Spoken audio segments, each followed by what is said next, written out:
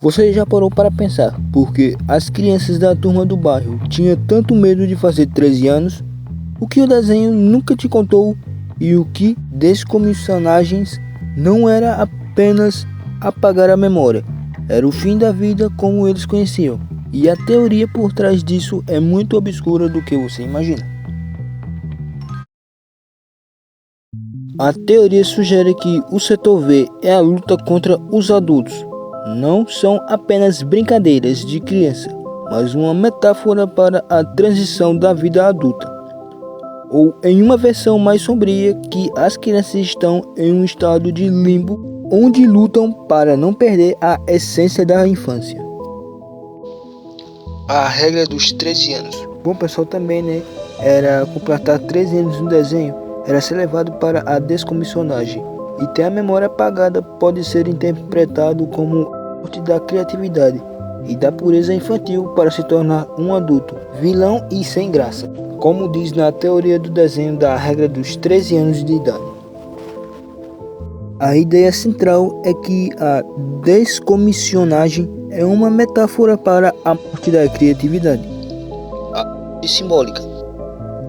Quando um agente é descomissionado, ele se esquece apenas a turma do bairro. Ele perde a capacidade de ver o mundo com cores, imaginação e aventura.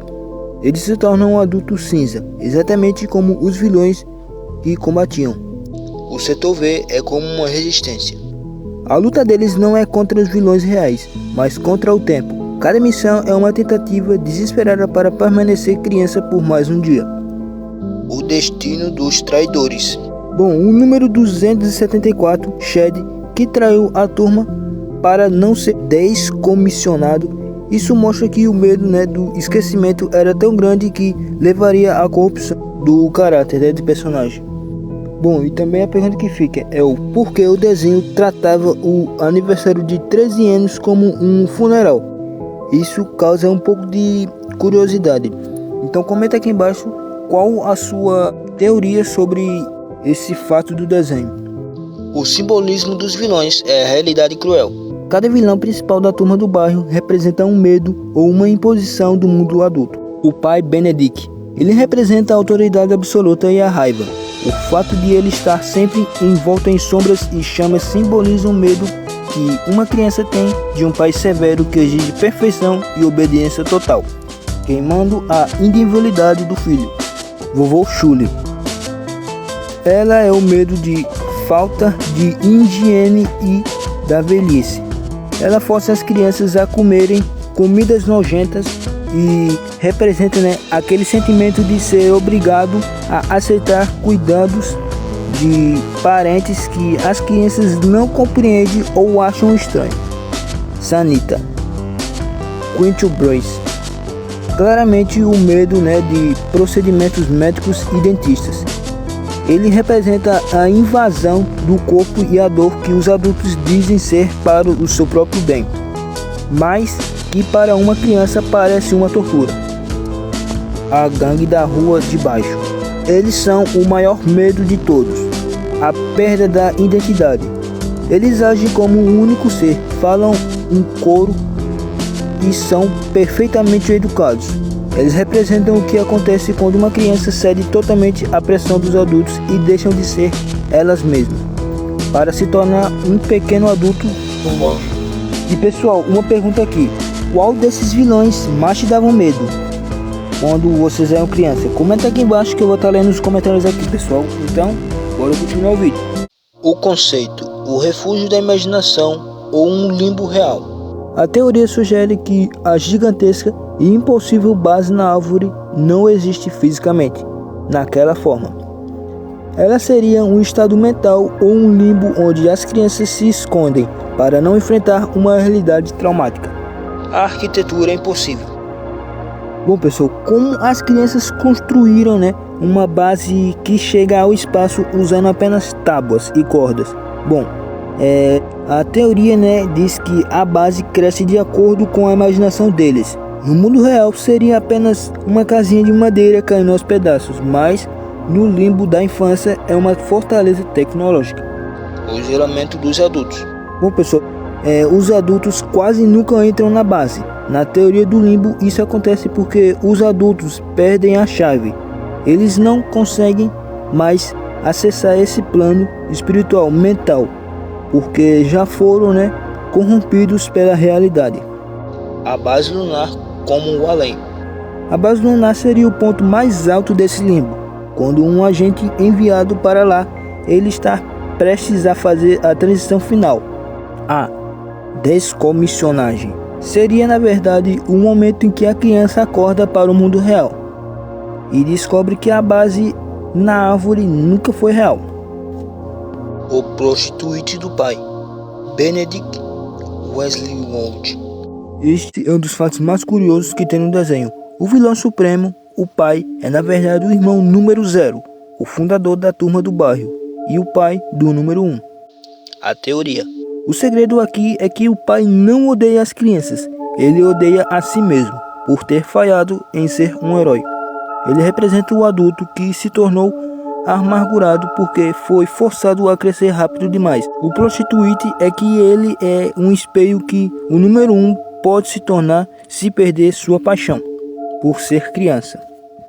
A tecnologia 2x4, a imaginária. Já reparou que as máquinas deles são feitas de lixo, tábuas e garrafas, mas voam e atiram lasers? O prostitute é que as máquinas não funcionam de verdade. Elas são apenas brinquedos e toda a luta contra os vilões acontece apenas na imaginação coletiva das crianças, para lidar com a negligência dos pais. Quando eles fazem 13 anos, são descomissionados. Eles simplesmente param de brincar e passam a ver apenas o lixo no quintal. O número 1 nunca saiu da base lunar.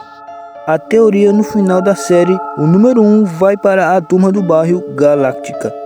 O prostitute bizarro é que a Federação Galáctica é na verdade uma metáfora para uma doença ou um estado de coma.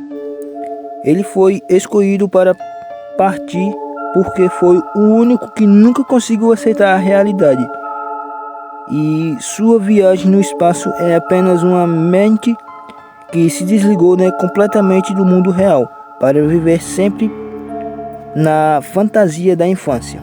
Bom pessoal, e tem uma teoria mais aceita e a mais sombria é que cada um dos 5 protagonistas representa um estágio de amadurecimento ou de uma forma diferente de lidar com o medo de crescer na vida real. Número 1. Ninja Uno.